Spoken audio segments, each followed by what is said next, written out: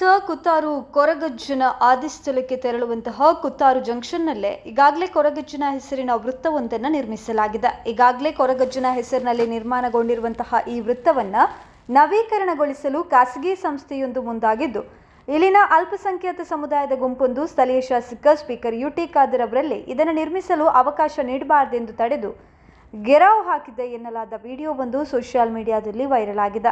ಇದರ ಬೆನ್ನಲ್ಲೇ ಮಾಧ್ಯಮಗಳಿಗೆ ಸ್ಪಷ್ಟನೆ ನೀಡಿರುವಂತಹ ರಾಜ್ಯ ವಿಧಾನಸಭಾಧ್ಯಕ್ಷ ಸ್ಥಳೀಯ ಶಾಸಕರು ಆಗಿರುವಂತಹ ಯುಟಿ ಖಾದರ್ ಅವರು ಸಾಮಾಜಿಕ ಜಾಲತಾಣದಲ್ಲಿ ಬರುವ ವಿಚಾರಗಳಿಗೆ ಉತ್ತರ ಕೊಟ್ಟುಕೊಂಡು ಹೋದರೆ ಆಗೋದಿಲ್ಲ. ಇಲ್ಲಿ ಊರಿನವರೆಲ್ಲರೂ ಒಗ್ಗಟ್ಟಾಗಿದ್ದಾರೆ.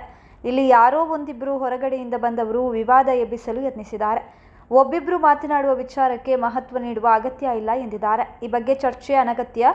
ಕುತ್ತಾರು, ಮದನಿನಗರ, ಸುಭಾಷ್ ನಗರದ ಊರಿನಲ್ಲಿ ಎಲ್ಲರೂ ಒಗ್ಗಟ್ಟಿನಿಂದ ಇರ್ತಾರೆ. ಕೆಲವರು ದಾರಿ ತಪ್ಪಿದವರು ಇದ್ದಾರೆ. ಅವರನ್ನು ಸರಿಪಡಿಸುವ ಕೆಲಸ ಮಾಡ್ತೇವೆ. ಕೆಲವೇ ದಿನಗಳಲ್ಲಿ ಅದನ್ನು ಅನಾವರಣಗೊಳಿಸುವ ಕೆಲಸ ಮಾಡಲಿದ್ದೇವೆ ಎಂದಿದ್ದಾರೆ. ಮಹತ್ವ ಆಗಬಾರ್ದು.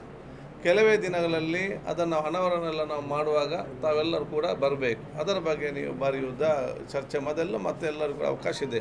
ನಾವೆಲ್ಲ ಸಕಾರಾತ್ಮಕವಾದ ಚಿಂತನೆ ಇಲ್ಲದೆ ನಕಾರಾತ್ಮಕದ ಚಿಂತನೆಯಲ್ಲಿ ಯಾರು ಕೂಡ ನಾವು ಇರಬಾರ್ದು.